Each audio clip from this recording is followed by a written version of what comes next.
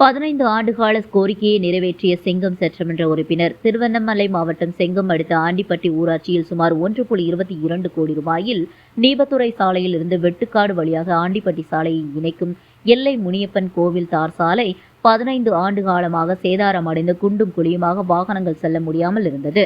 இதுகுறித்து கடந்த அதிமுக ஆட்சியில் பலமுறை புகார் அளித்தும் எந்த நடவடிக்கையும் எடுக்காத நிலையில் தற்போது திமுக ஆட்சிக்கு வந்ததும் செங்கம் சட்டமன்ற உறுப்பினர் கிரி பொதுமக்கள் கோரிக்கையை ஏற்று தற்போது புதிய தார் சாலை அமைக்க நடவடிக்கை எடுத்து இன்று பூமி பூஜை போட்டுள்ளார். இந்த நிகழ்வில் செங்கம் மேற்கு ஒன்றிய செயலாளர் தா மனோகரன், முன்னாள் மாவட்ட கவுன்சிலர் செந்தில்குமார், கட்டமடுவு சேட்டு குணசேகரன் ஆகியோர் உடனிருந்தனர். ஏழுமலை திருவண்ணாமலை மாவட்ட நிருபர் மற்றும் புகைப்பட ஆசிரியர் செய்தி வாசிப்பாளர் ஆனந்தி. எல்லாம்